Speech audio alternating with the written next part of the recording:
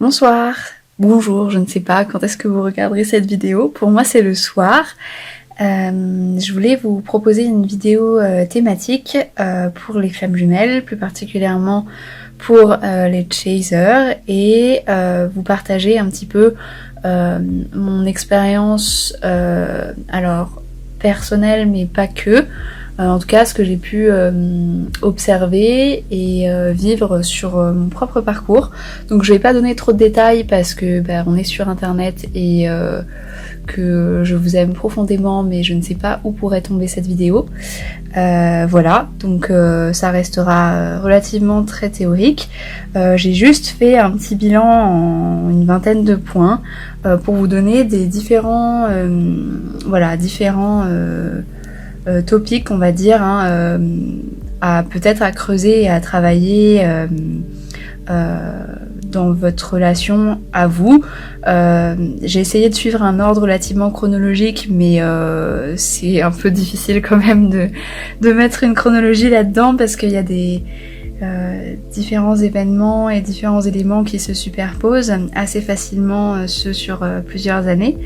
Donc voilà, j'espère dans tous les cas que ça pourra vous donner des éclairages et des pistes de travail et de voilà, peut-être d'approfondissement pour certains.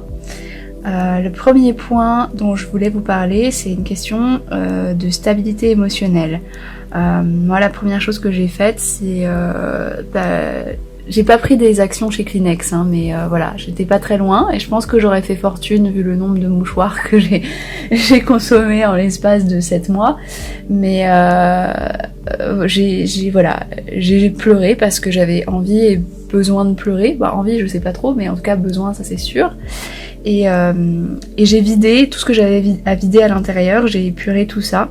Ça a pris beaucoup de temps, j'ai été extrêmement au ralenti dans mon quotidien et ça m'a bien pourri la vie, ça m'a fait très très mal intérieurement, mais en fait ça m'a rendu service par la suite parce que ça m'a permis de poser les bases d'une forme de pseudo-stabilité et qui s'est transformée plus tard vraiment en un ensemble beaucoup plus stable et beaucoup plus solide.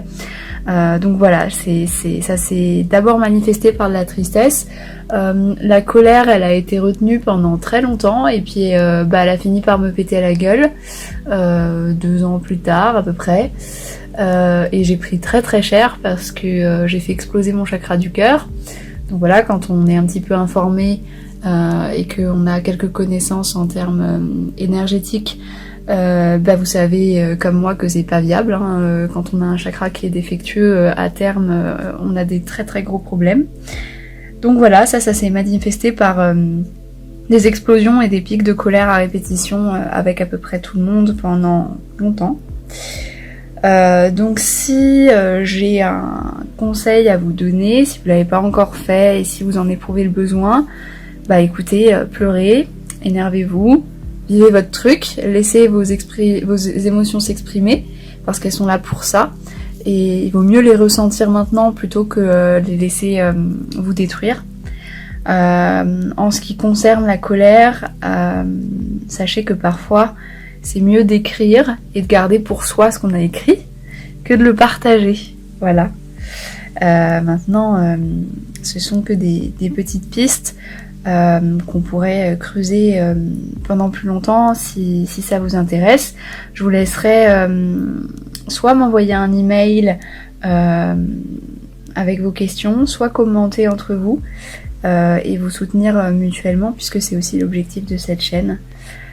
Sur ce sujet. Voilà. Dans tous les cas, rappelez-vous juste que l'amour c'est pas censé être douloureux et une relation de couple sentimentale, même amicale, c'est pas censé être douloureux. À partir du moment où c'est douloureux, c'est qu'il y a un problème, quoi.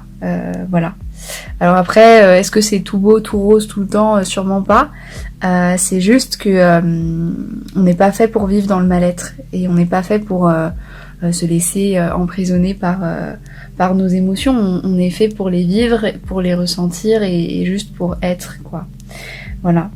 Donc j'ai eu comme ça pendant très longtemps une phase de cocotte minute, littéralement, c'était ça. et puis ça s'est résorbé avec le temps par différents mécanismes, différents exercices, du travail, des rencontres, des échanges qui ont fait que petit à petit on avance quoi. Le deuxième point, c'est tout ce qui est en lien avec les recherches sur le sujet des flammes jumelles. Alors ça, moi j'ai visionné des heures de vidéos. Et quand je vous dis des heures, c'est des heures de vidéos.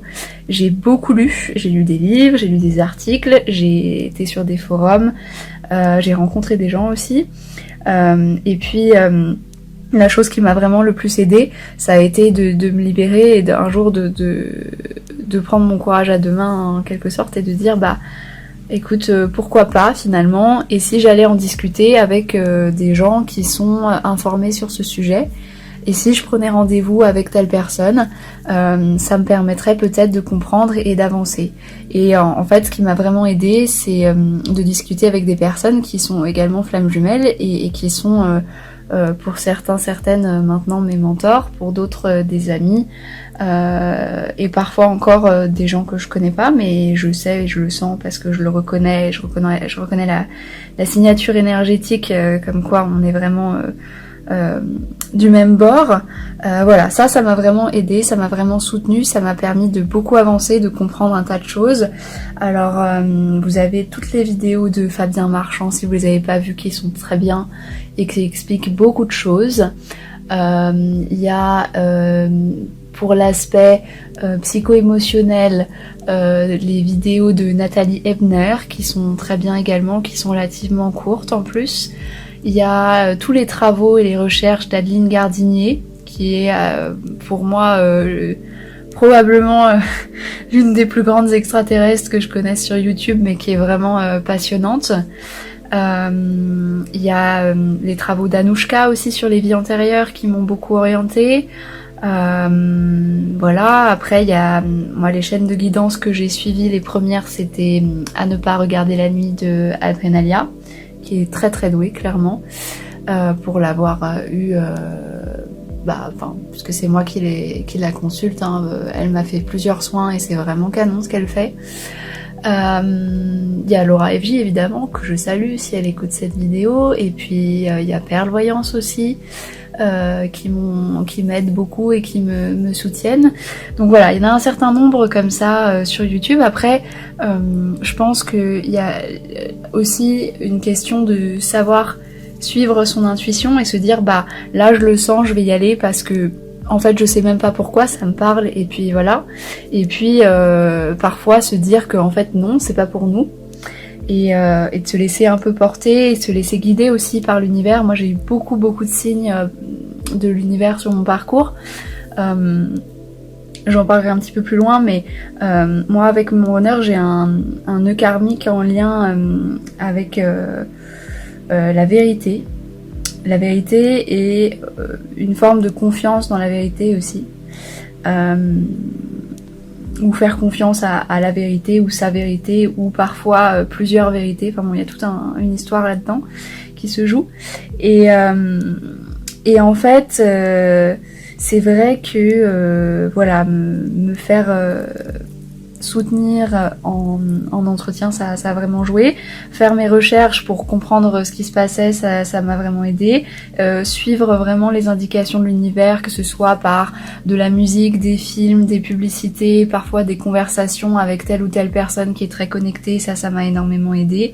Et puis au fur et à mesure lâcher les doutes et juste sans savoir, juste avoir la foi dans le processus et dans le lien.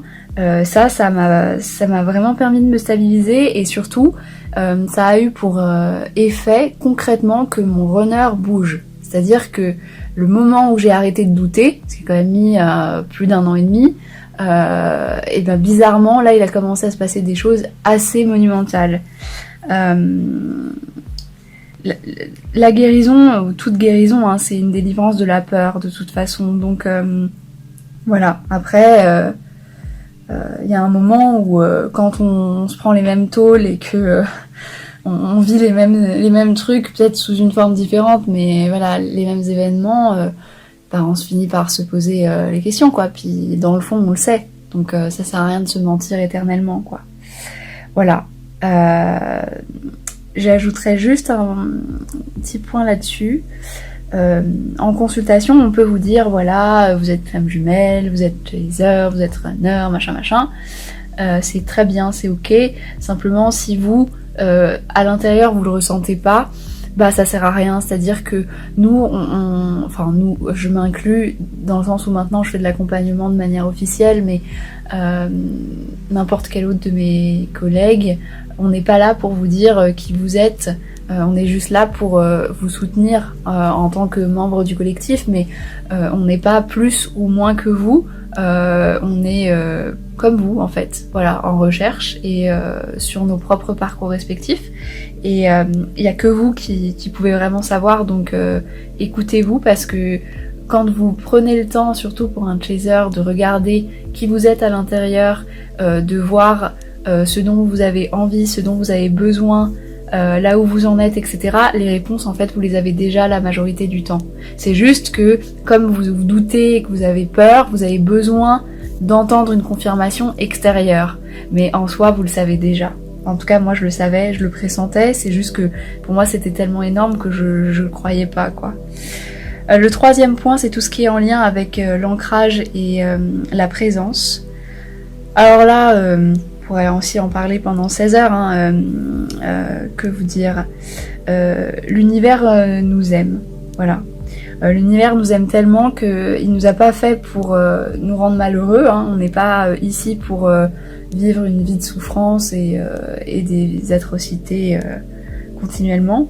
En fait, on est là parce qu'on a des missions ou une grande mission à accomplir, et pour ça, on a besoin d'être présent dans notre quotidien, d'être ancré, d'être en relation avec les autres, d'être à l'écoute, d'être disponible, d'habiter notre corps et d'habiter notre vie. Voilà, ça c'est tout un travail et c'est nécessaire pour se rééquilibrer, notamment pour les chasers, c'est-à-dire la majorité des chasers qui sont à polarité yang. Parce que oui, je fais la différence entre l'état chaser-runner et la polarité yin-yang. Voilà. Si vous connaissez pas votre polarité, ça va être problématique pour vous parce que vous ne pourrez pas vous rééquilibrer. Donc qu'est-ce qui vous fait le plus de bien? Qu'est-ce qui vous aide le plus? Est-ce que c'est faire du yin? Est-ce que c'est faire du yang? Dans quel moment vous avancez le plus? Mais ça, on aura le loisir d'en reparler peut-être dans d'autres vidéos si vous en éprouvez le besoin et si vous en faites les demandes. Le quatrième point pour le chaser, c'est tout ce qui a trait à la dépendance affective et aux addictions diverses. Ça peut être le tabac, l'alcool, le sucre, bref, un certain nombre d'addictions qui en fait cachent un mal-être qui lui est émotionnel la plupart du temps, hein, qui est un déséquilibre émotionnel qui fait souvent ressortir beaucoup de tristesse. Et du coup, quand on est sous l'emprise de ces addictions, bizarrement, on se sent beaucoup mieux. Voilà. Les addictions, c'est lié à ces dépendances affectives également, dans la mesure où, en fait, comme on n'est pas... on est dans une forme plutôt de relation toxique, soit vis-à-vis de nous-mêmes ou vis-à-vis des autres, et qu'on est là à attendre et à demander... la reconnaissance, l'amour, la vie des autres, en fait on dépend complètement d'eux et du coup quand on n'a pas leur aval, on plonge dans nos addictions. Voilà. Donc je pense que ça éclairera un certain nombre d'entre vous juste de voir les choses de cette manière parce que ça revient souvent en consultation. Ce que j'ajouterais, c'est de peut-être vous demander quelle est la volonté de l'univers pour vous.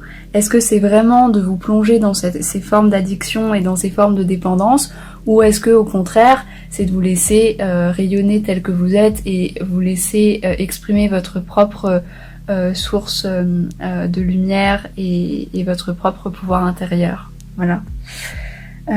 Cinquième point qui est en lien avec la folie, la perversion et le narcissisme. Alors moi, pendant des mois, j'ai pensé que j'étais dingo, mais vraiment, c'est-à-dire que je pensais que j'étais folle, que j'étais schizophrène, que j'étais bipolaire, que j'étais névrosée, tout ce que vous voulez, à vivre ce truc. savait pas d'où ça sortait, ce que c'était, tout ça. Enfin bon, c'était très très bizarre. Voilà, donc j'ai fait un tas de recherches. Pour ce sujet-là, je vous conseille la chaîne de Cosmic Twins. Elle a fait des tas de vidéos qui sont extrêmement bien.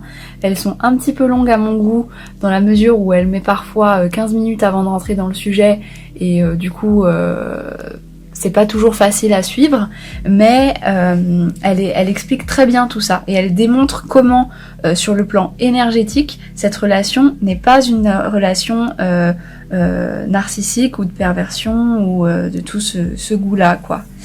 Moi, ce que j'ajouterais, c'est la question, c'est vraiment où est la source, où est l'univers et où vous êtes par rapport à la source. Parce que là où vous êtes, en théorie, si vous êtes vraiment éveillé dans le sens connecté spirituellement, et bien en fait, si vous suivez votre guidance intérieure et votre intuition, et ben vous êtes là où l'univers vous a demandé d'être. Ça suppose que vous soyez ancré, évidemment, mais a priori, si vous êtes sur votre chemin de lumière, eh bien, vous êtes dans votre propre vérité. Donc, si vous êtes dans votre propre vérité, vous pouvez pas être dans de la perversion. Vous pouvez pas non plus être dans une forme de folie. En tout cas, pas en étant fidèle à vous-même, et pas en étant fidèle à un collectif qui est quand même relativement nombreux et qui est accessible. Aujourd'hui, il y a plein de groupes qui existent, il y a plein de forums qui existent.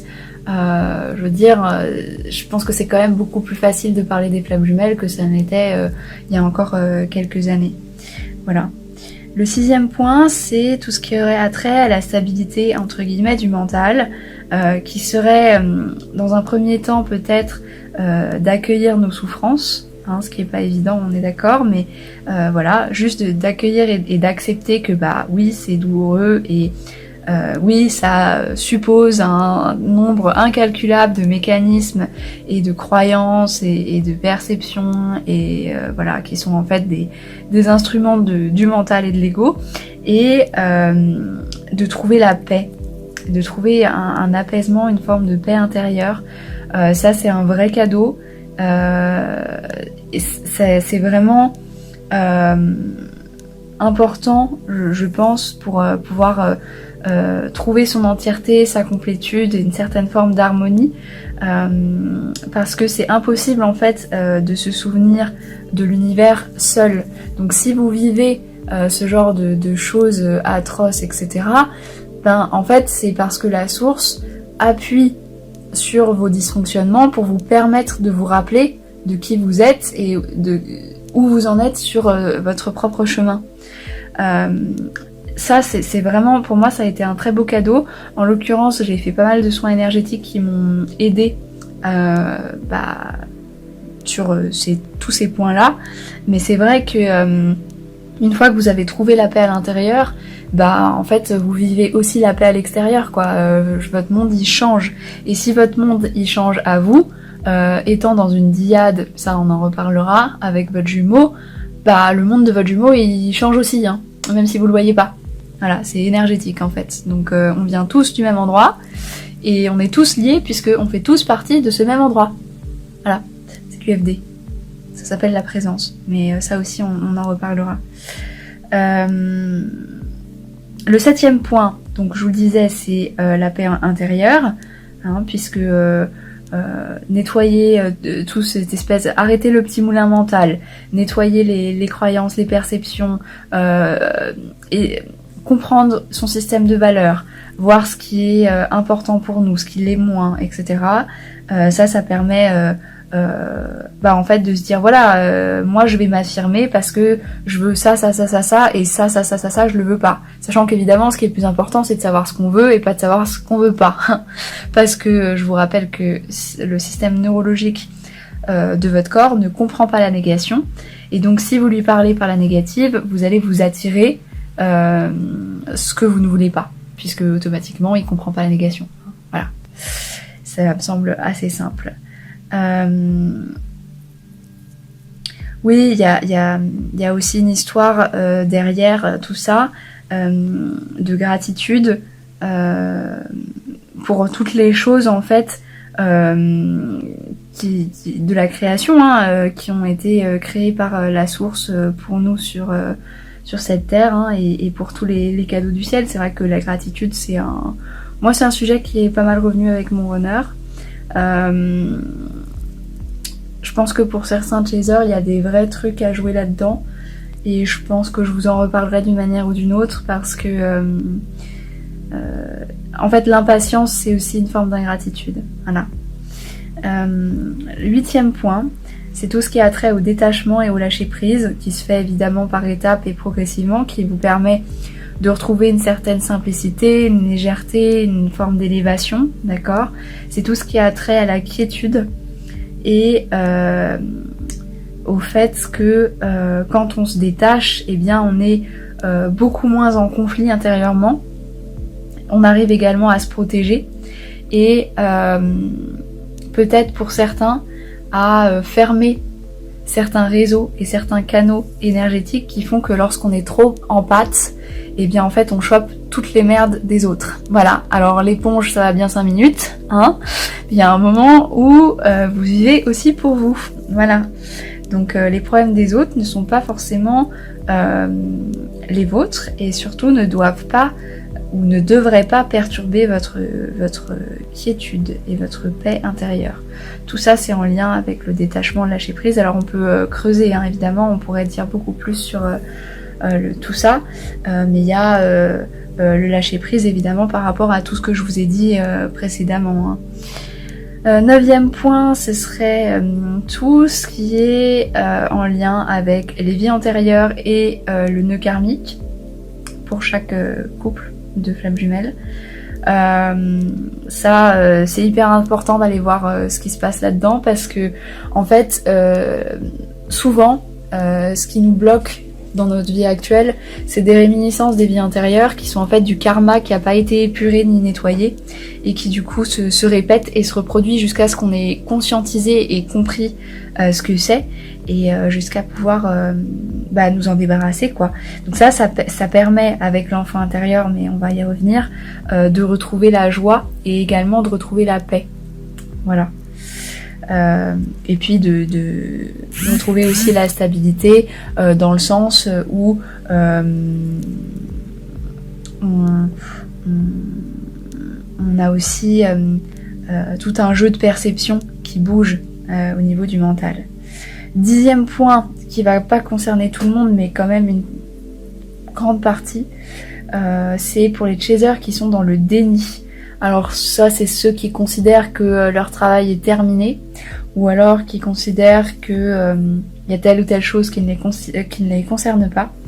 Ça, c'est tout simplement parce que en fait vous avez peur de souffrir, et parce que vous vous protégez. Donc en fait, vous niez certaines croyances au risque de vouloir vous blesser vous-même. Mais là, c'est à mon avis une erreur, dans le sens où si, là encore, vous êtes aligné, vous êtes cohérent et vous êtes guidé par la source, ce qui est le cas de toutes les flammes, il n'y a que la vérité qui existe. Ok ? Donc, s'il n'y a que la vérité qui existe, c'est à vous de voir la perfection en toute chose. Et dans ces cas-là, il n'y a plus de peur, il n'y a plus de déni, il n'y a plus de destruction, il n'y a plus de souffrance, parce que en fait tout est parfait. Voilà.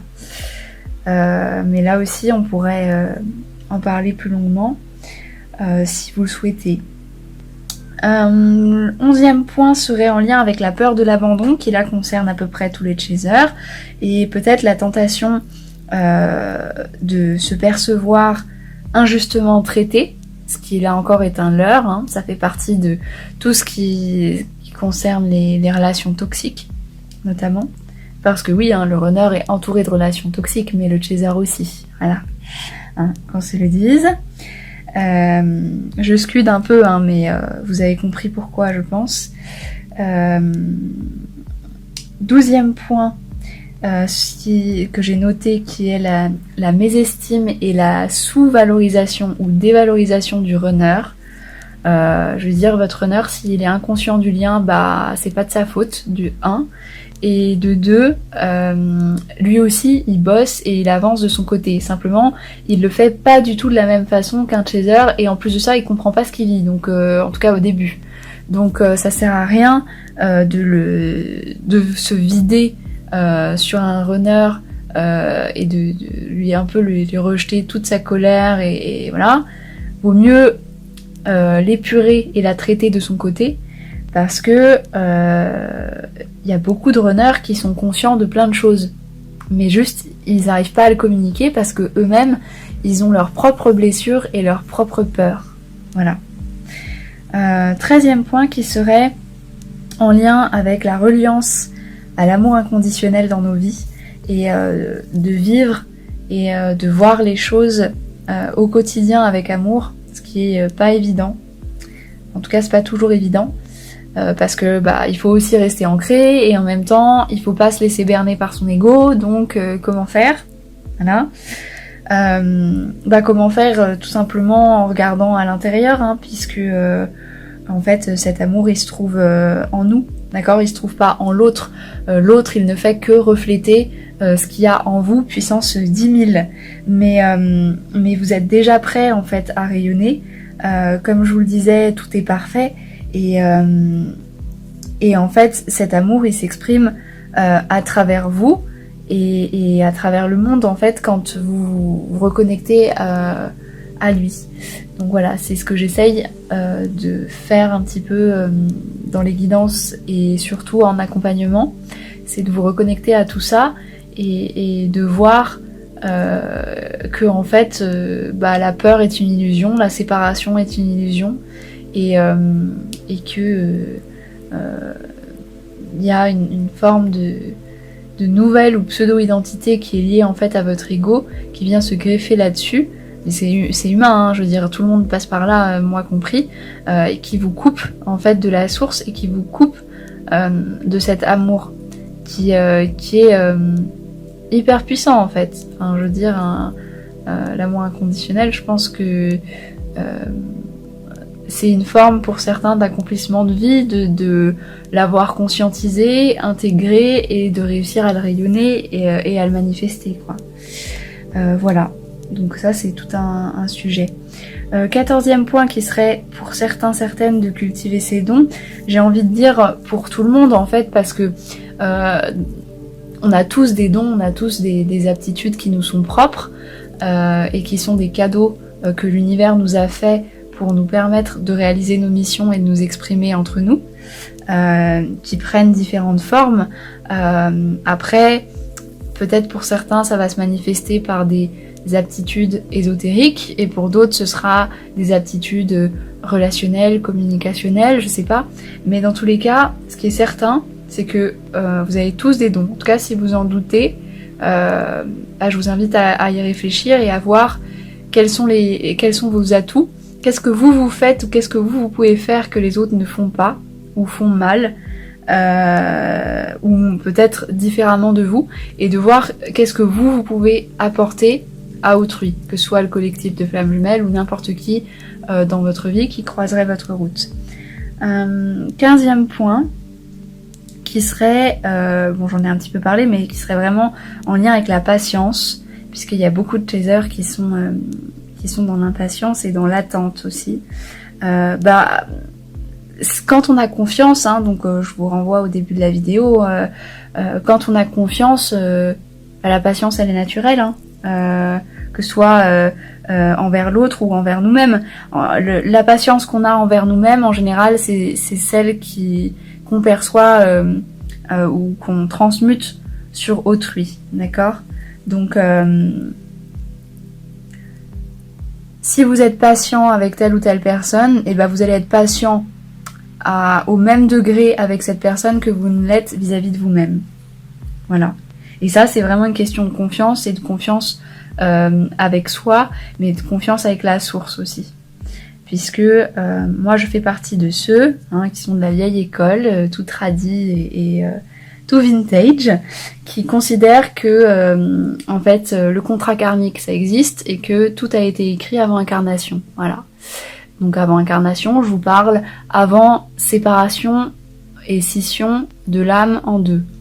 donc avant le Big Bang. Voilà, moi je considère que le contrat il a été fait avant le Big Bang et donc du coup tout ce qu'on a vécu depuis ce moment-là, et ben c'est déjà prévu, c'est déjà écrit pour moi et donc du coup tout est parfait parce que de toute façon c'est pas moi qui décide. Voilà. Alors les deux prochains points, donc 16e, 17e point, ce serait des points qu'on retrouve en commun avec le runner. Là j'ai pensé au travail sur l'enfant intérieur qui pour moi a été très tardif mais qui est franchement capital dans ce parcours. L'enfant intérieur, quand il est adulte, il permet au chaser de libérer complètement ses émotions, donc d'être beaucoup plus stable, beaucoup plus harmonisé, beaucoup plus équilibré, aussi bien dans son corps que dans sa vie, que dans sa tête, tout ça. Et il permet également de regarder les autres et le monde avec amour et avec joie, et de retrouver une forme de légèreté et de gaieté dans son quotidien. Et quand on est passé par une nuit noire de larmes et compagnie, c'est quand même un cadeau. Voilà. Le 17e point, c'est en lien avec les charges. Alors là, je vous renvoie à la vidéo que j'ai faite au sujet des charges. Je pense qu'il y aura un deuxième point, une deuxième partie sur les charges, parce que c'est vraiment, enfin je m'aperçois en vous accompagnant que c'est vraiment fondamental de voir qu'en fait cette relation, elle se manifeste au travers d'autres événements et d'autres personnes que le runner ou le chaser. Et de comprendre que ces événements ou ces relations-là, elles doivent être traitées pour avancer sur notre propre parcours, c'est vraiment capital et ça permet également d'augmenter son taux vibratoire et son énergie.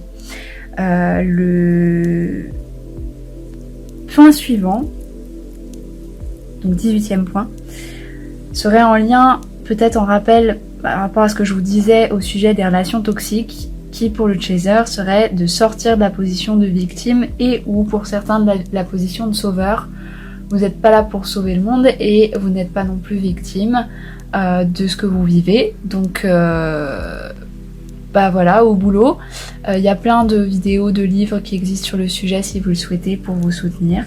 Sinon vous pouvez toujours m'écrire en commentaire, je vous mettrai les pistes que j'ai explorées. Et le dernier point que on retrouve là en miroir aussi avec ces histoires de relations toxiques avec le runner, c'est l'histoire yin-yang.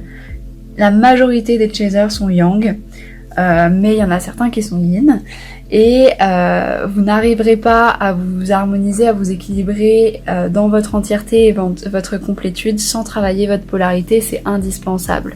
Donc de savoir ce que c'est, de comprendre comment ça fonctionne et comment vous pouvez vous nourrir de ça, c'est indispensable pour votre parcours. Voilà, je pense que moi j'ai fait à peu près le tour. La dernière chose que je voudrais ajouter, c'est de pas oublier que la séparation est une illusion, d'accord ? Mais ça, on aura le loisir d'en reparler encore si vous souhaitez. Si vous avez des questions, n'hésitez pas. S'il vous plaît, m'envoyez pas des mails de 4 km de long, j'ai pas le temps matériel de vous lire et du coup j'aurai pas le temps de vous répondre. Donc voilà, soyez sympa. Si vous voulez discuter, prenez rendez-vous, d'accord ? Et on fait un accompagnement ensemble et puis j'aurai un petit peu plus de temps, sachant que 1 heure c'est déjà court. Voilà. Si vous avez aimé la vidéo, je vous invite à la liker, la partager sur les différents forums, les différents groupes, et également à vous abonner à la chaîne si vous le désirez. C'est une chaîne de guidance, mais pas que. Il y a aussi, comme vous le voyez, des vidéos thématiques. Moi je fais pas de voyance, donc le but de cette chaîne c'est de vous éclairer, de vous permettre de transformer dans votre quotidien. Et voilà, c'est une chaîne qui est dédiée à la spiritualité, à l'ésotérisme de manière générale, sachant que j'ai aussi une vie à côté et que je peux pas passer mon temps à vous faire des vidéos, mais que j'y travaille, voilà, j'y travaille. comme je le peux. En tout cas, cette vidéo, il m'a fallu 1 an pour vous l'écrire, donc voilà, je suis relativement contente du résultat, sachant que on pourrait encore ajouter des choses, puisque moi je suis comme vous, hein, je chemine. Mais voilà, aujourd'hui, donc début 2020, voilà où j'en suis, tout ce que j'ai pu relever pour le chaser. Je pense que je vais m'arrêter là. Et puis, je vous souhaite dans tous les cas de belles transformations. Et voilà, juste souvenez-vous pour ceux qui vivent des choses difficiles, parce que je sais qu'il y en a pour qui c'est le cas, que la vie est belle. Voilà, vraiment. La vie est belle et elle mérite d'être vécue. Et ne pensez pas que la personne qui vous dit ça n'en a pas conscience. Voilà. Je vous embrasse, je vous dis à très vite, à bientôt surtout pour le même modèle de vidéo au sujet du runner.